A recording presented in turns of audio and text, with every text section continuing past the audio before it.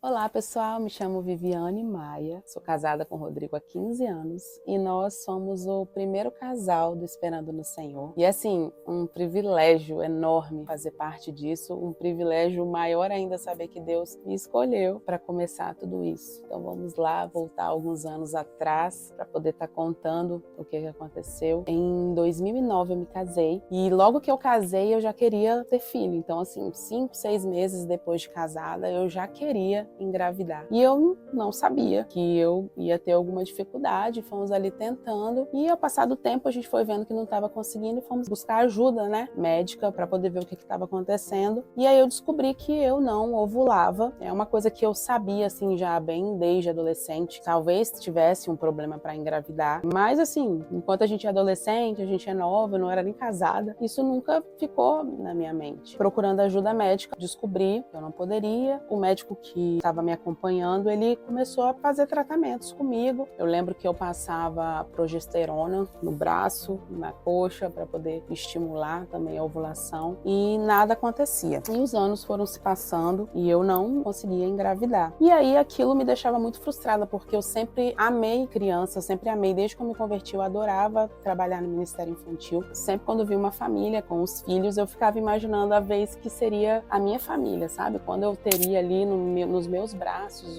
os meus filhos. Eu sempre, assim, fui muito expansiva. Eu sempre fui uma pessoa muito relacionável, sempre gostei muito de conversar com as pessoas e eu nunca escondi de ninguém essa necessidade que eu tinha. Esse era o meu clamor. E eu lembro que eu era do Ministério de Dança, nessa época aqui da ComBC, Ministério das Casadas. Quando tinha algumas músicas em especial, eu chorava muito no altar ali ministrando, pedindo ao Senhor, sabe, que abrisse o meu ventre e me fizesse mãe. E aí um dia eu parei a Daisy no pátio e eu perturbava tanto a Daisy, gente, pra tudo, vocês não têm noção. Eu pedia pra ela pra dar aula pras crianças, era Orkut ainda, no depoimento, por favor, me convida pra dar aula pras crianças. E de tanto que eu gostava. E eu me sentia muito acolhida, por ela. E aí eu me senti na liberdade de pedir a ela oração, porque eu queria muito engravidar. E ela até então não sabia daquilo que estava acontecendo comigo. E aí ela falou, eu vou orar. Mas como ela mesma fala, eu não sabia, porque, até então, pra mim ela estava orando. Ela falou que estava ali, meio que falou, aquele hábito que a gente tem que fala assim, eu vou orar, e aí acaba não orando e tal. E aí mais um dia eu recebi um diagnóstico muito ruim. Foi um dia muito difícil, que eu sempre falo, quando eu conheço alguém que trabalha na área da saúde, para as pessoas serem mais delicadas com as mulheres que estão esperando gerar, porque é algo muito delicado, Você olha no meio de tantas mulheres que às vezes não querem nem ter filho, e você quer ter um filho e você não consegue. Foi um dia que eu tinha muita certeza que eu estava grávida, muita certeza. E aí eu fiz o teste, e o teste não apareceu nada, não apareceu linha, ficou esquisito, e aí o médico pediu para eu fazer uma ultrassom, e aí no dia que eu fui fazer essa ultrassom, uma médica foi muito grosseira comigo. E eu lembro exatamente as palavras que ela disse. Seu útero é muito sujo. Você não vai conseguir gerar nem tão cedo. Tem muita sujeira. Seus ovários estão lotados de cisto. Pode esquecer gravidez de forma natural. E aí, naquele mesmo dia, eu cheguei em casa. E quando eu desci do carro, a primeira pessoa que passou por mim foi uma grávida. E eu falei assim, poxa Deus, podia ter pego um pouquinho mais leve comigo, Porque era tudo que eu queria, era tudo que eu almejava. Eu cheguei em casa, eu deitei no colo do meu marido como se eu fosse uma criança. E eu passei a noite inteira chorando no colo dele, chorando, pedindo a Deus, sabe, que me desse essa graça de gerar um filho, porque eu queria ser para esse filho, queria ensinar ele nos caminhos do Senhor. Eu não cheguei a falar como Ana, que ia devolver, como devolveu o Samuel, mas eu queria que o meu filho fosse uma extensão daquilo que o Senhor tinha feito na minha vida, na vida do meu marido aqui na terra. E eu lembro que eu passei a noite inteira no braço do meu marido, sem exagero, foi a noite inteira. E aí no outro dia eu acordei e falei, amor, vamos no shopping comigo? Aí ele falou assim, mas fazer o quê? Eu falei, eu preciso comprar 2 roupas de bebê, uma de menino, uma de menina, eu preciso fazer isso, porque eu quero contrariar o diagnóstico médico, eu quero crer contra a esperança. E naquele dia eu fui, eu tenho ainda a jardineirinha, eu comprei uma jardineira laranja e uma camisa que eu tenho guardada até hoje. Uma camisa que depois o Dudu usou, tem a foto dele usando essa camisa, é uma camisa verdinha. E eu comprei e guardei. E aí nesse dia eu também conversei com a Deise sobre isso que estava acontecendo, e ela, não, então vamos orar, e a gente vai fazer isso. E foi quando ela criou o grupo, e nesse tempo, eu também tinha algumas amigas que não conseguiam gerar. Tem uma amiga de Cachoeiro, que ela não podia ter filhos, ela já estava 7 anos tentando, e ela não podia. Quando eu comecei a tentar engravidar, eu comprei uma roupa de bebê, foi a primeira roupinha que eu tinha comprado, de bebê mesmo, recém-nascido. Eu já tinha fralda, comprava fralda descartável, eu comprava lenço, eu comprava paninho de boca, eu bordava as coisas. A primeira roupinha, um dia eu estava orando por essa minha amiga, e Deus falou assim, pega essa roupa e você vai colocar um perfume de bebê, você vai mandar para essa sua amiga e vai falar assim, eu creio no seu milagre. E eu fiz isso, mandei essa roupa para ela. No outro mês, depois de 7 anos, ela engravidou. E aí, assim, foi extraordinário, né, isso. Com certeza fez a minha fé aumentar muito. E no dia que essa minha amiga foi apresentar o bebê dela ao Senhor lá na igreja, nós tivemos presentes lá, e nesse dia também foi profetizado que eu geraria. Mas voltando de novo ao caso do Esperando no Senhor, todos os dias ao meio-dia tinha um exército de mulheres que oravam por mim, e a única coisa que eu tinha que fazer era colocar a mão no meu ventre e falar, eu recebo. E aí, todo dia meio-dia meu celular tocava, nem sei se era celular que tocava ainda ou se era despertador, porque, né, 13 anos atrás, mais ou menos, né, a evolução foi muito rápida, a gente nem percebeu. Mas todos os dias ao meio-dia eu colocava a mão no meu ventre. Teve um retiro de mulheres que eu fui convidada para poder dar uma palavra entre o café da manhã e as outras ministrações. A Deise me deu o tema O Tempo de Deus para poder falar. Quando eu peguei aquele papel, eu fui ajoelhar para orar e falei assim, Deus, de novo o Senhor tá com pegadinha comigo. Como que eu vou falar para aquelas mulheres a respeito do tempo de Deus, se tá tão difícil para mim conseguir crer no tempo do Senhor? E ali eu estava ministrando para aquelas mulheres e eu falei sobre isso. Eu dei uma palavra naquele retiro. Foi em 2012, o retiro de mulheres de 2012, se eu não me engano, foi o Transformação. Eu falei para aquelas mulheres, o ano que vem eu vou estar aqui de novo, dando o meu testemunho que eu vou estar grávida. E foi exatamente o que aconteceu. Foi assim, uma coisa extraordinária durante aquele ano. Eu ouvia as pessoas falando, encontravam comigo no pátio, eu tô orando por você, eu tô orando pelo seu milagre, você vai ser mãe. E aí, quando foi no retiro de 2013, para honra e glória do nome de Jesus, eu estava grávida. E eu pude testemunhar ali para aquelas mulheres que os grandes feitos do Senhor na minha vida. Como ainda, os retiros são em outubro, né? Quando foi em 2012 ainda, depois que teve o retiro, eu cheguei aqui, eu me lembro exatamente do dia, foi depois de uma ceia, dia 4 de novembro de 2012. Estávamos aqui, eu e o Rodrigo, nesse dia nós éramos obreiros na época, nesse dia nós não estávamos de escala, nós estávamos no culto, depois falaram assim, Vivi, a Deise está chamando você lá na sala do espelho. Eu falei assim, deve ser alguma coisa de pós-retiro, né, porque ela reuniu lá para dar alguma orientação e tal. E eu, despretensiosamente, subi as escadas e cheguei lá em cima. Quando eu cheguei, eu vi que tava assim um semicírculo de mulheres, todo mundo chorando. Eu falei, meu Deus, o que aconteceu? Eu fiquei desesperada. Eu falei, Senhor, o que aconteceu aqui? Aí quando eu parei assim, eu vi a Deise, tava segurando uma ovelhinha de gravatinha marrom, eu tenho ela até hoje, chorando muito. Ela falou bem assim, todas essas mulheres estão aqui crendo junto com você pelo seu milagre. E quando eu prestei atenção, todas aquelas mulheres ali estavam com presentes de bebês, sapatinhos, roupas. Teve uma senhora que ela deu a primeira roupa do filho dela para mim, de tanto que ela, cria, tinha toalhas bordadas, tinha tanta coisa, muita coisa de neném. E cada uma delas estava segurando aquilo ali. E elas entraram realmente nessa causa junto comigo.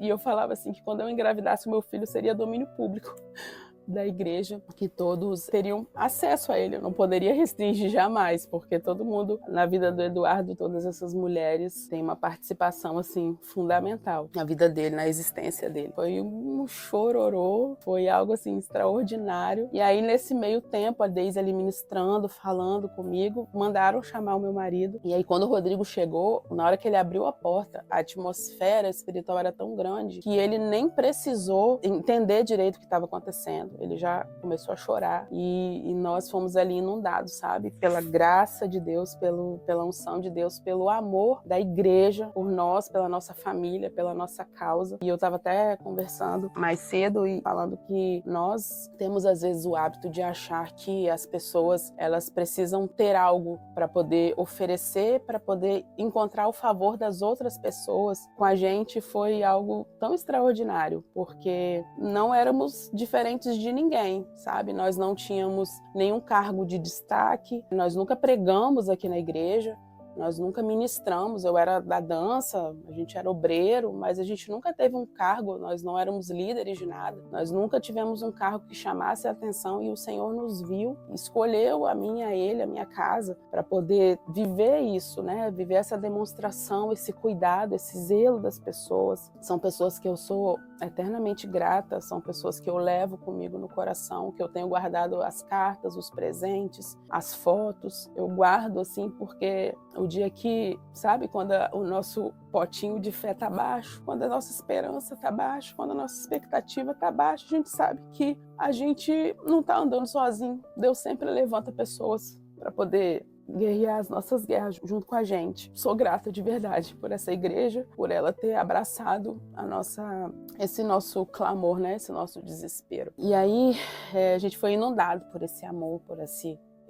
carinho, e era sempre assim, todo mundo envolvido naquilo ali. Ano seguinte, de 2013, não sabia que estava grávida ainda. Quando eu viajei de férias, nessa época eu tinha perdido bastante peso, e aí a Daisy até ficava falando assim, isso mesmo, emagrece, porque daqui a pouco você vai engordar tudo de novo. Viajamos de férias, e aí curtimos as nossas férias, e no último dia, na noite antes de eu voltar, eu tive uma intoxicação alimentar, né, uma gastroenterite, então eu passei mal a noite inteira, fui atendida na clínica lá, que tem uma clínicazinha que tem no aeroporto, passando muito mal. Então, quando nós voltamos, eu ainda estava passando mal. Só que aquele passar mal não passava. Eu lembro muito da Daisy e da Virgilane. Faz o teste, você tá grávida, você tá com cara de grávida. E eu falei, gente, como que eu tô com cara de grávida? E eu não queria fazer teste, porque eram muitos testes que eu já tinha feito. Todo mês eu precisava fazer teste, ver se o tratamento estava dando certo, ou se ia precisar mudar. Então, foram inúmeros testes de gravidez negativos, foram inúmeras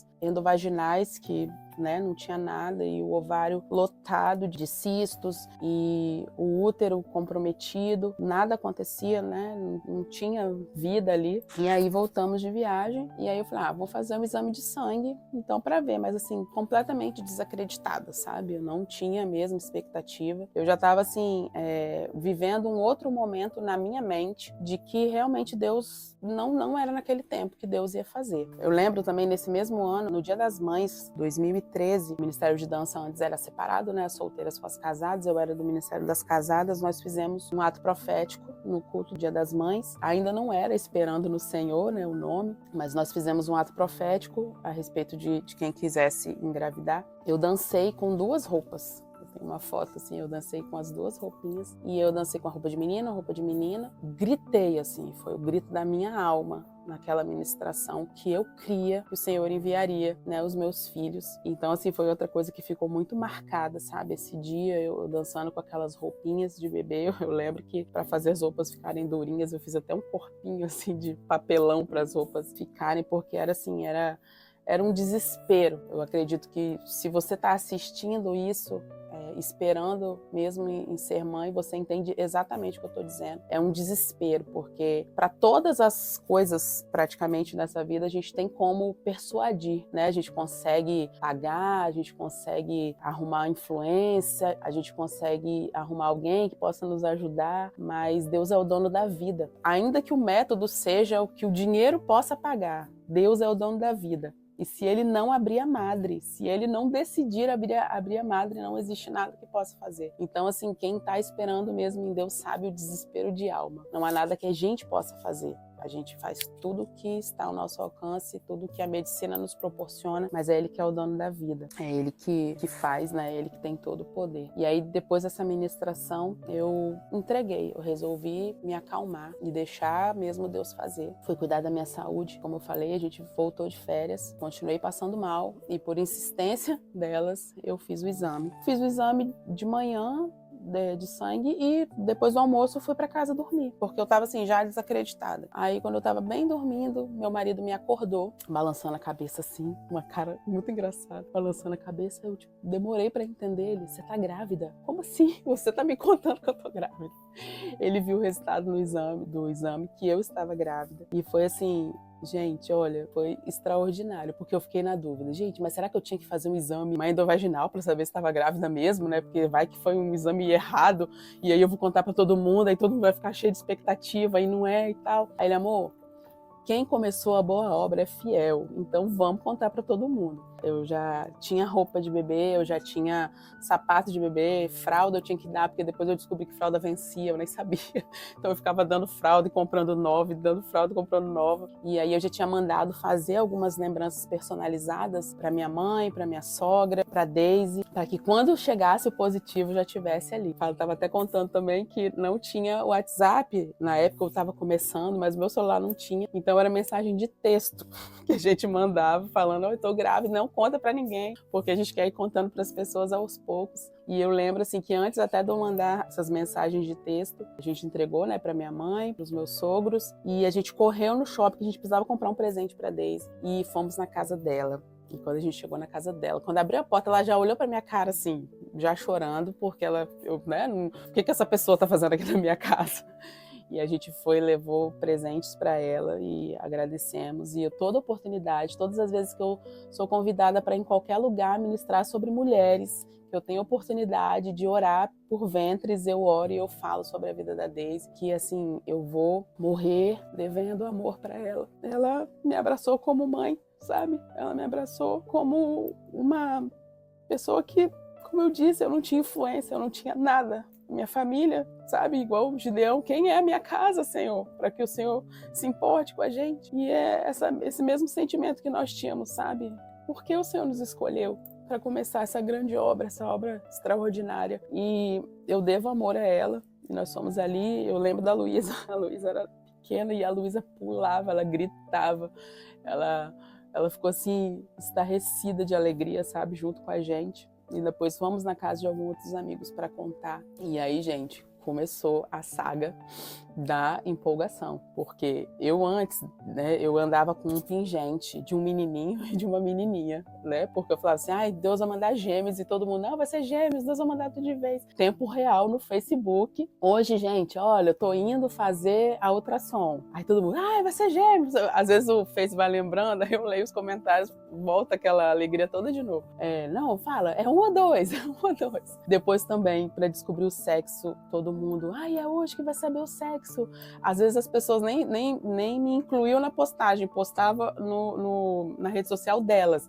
Gente, é hoje que a gente vai descobrir o sexo do bebê da ComBC. Se é menino ou se é menina, se é o Eduardo ou se é a Melissa. E aí, assim, todo mundo, sabe, tava assim, muito empolgado. E aí depois que nós descobrimos que era o Eduardo, aí veio aquela enxurrada de presentes, que assim, a maioria, gente, olha, eu não sou uma pessoa pão dura, eu sou super desapegada, mas esses presentes têm um simbolismo, sabe, muito especial na minha vida, e eu guardo eles, assim, com muito carinho mesmo, assim, porque é como se fosse, assim, a minha galeria de resposta de oração, sabe? Eu vi mesmo a fidelidade do Senhor nisso. Quando eu fui fazer o chá de bebê, foi assim, foi um rolê, tá? Gente, as pessoas me paravam no pátio e falavam assim, eu vou no seu chá de bebê, porque eu orei pelo Eduardo e eu quero estar lá, porque é o testemunho que Deus faz, que tal e tal. E aí nós não tínhamos lugar para fazer, porque onde a gente morava não tinha lugar para fazer. E aí nós ganhamos de uma amiga muito querida, Cristina, o aluguel de um espaço para poder fazer e comportar todo mundo. E no chá de bebê do Eduardo tinha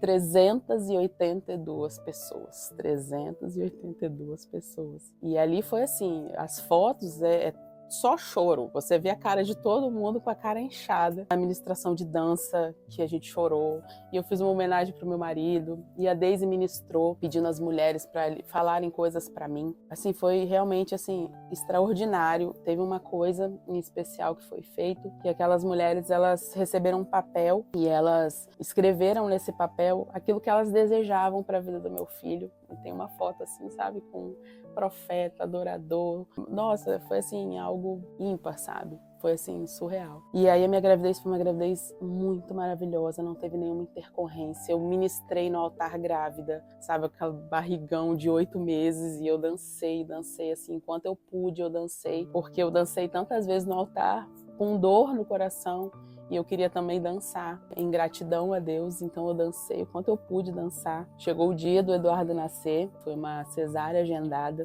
Ele nasceu, foi no dia 23 de abril, e o parto estava marcado para 1h da tarde. Eu cheguei às 10 da manhã e eu fiquei assim, né, incomunicável ali esperando, e só veio uma amiga que trabalhava no hospital e falou assim: o hospital tá lotado, tá em frenesi, tem muita gente aqui, gente lá fora querendo entrar, tava lotado. Tava falando que se tivesse Instagram teria sido uma live, o acontecimento que foi o nascimento do Eduardo.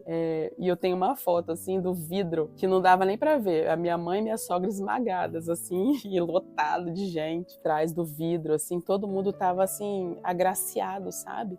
Todo mundo tava em êxtase de ver aquilo, sabe? De ver assim o clamor mesmo de uma igreja, da unidade mesmo do corpo de Cristo, assim, pela minha causa.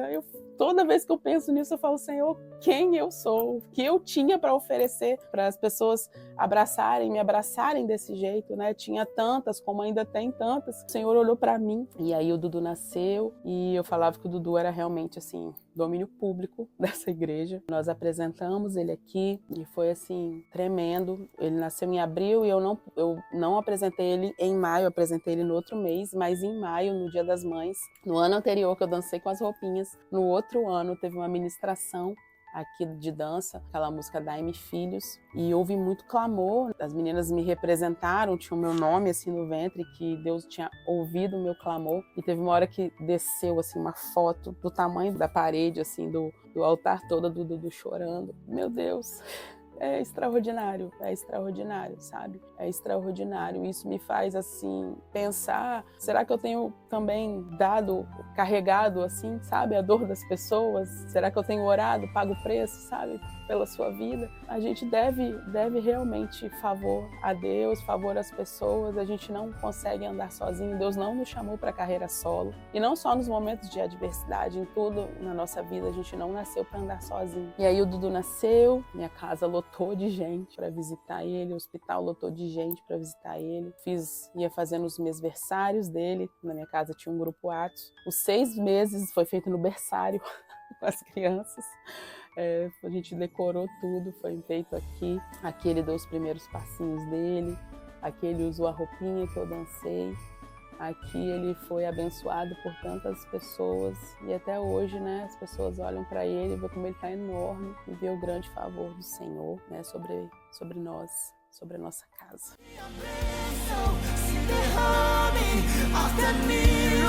Gerações, tua família e teus filhos.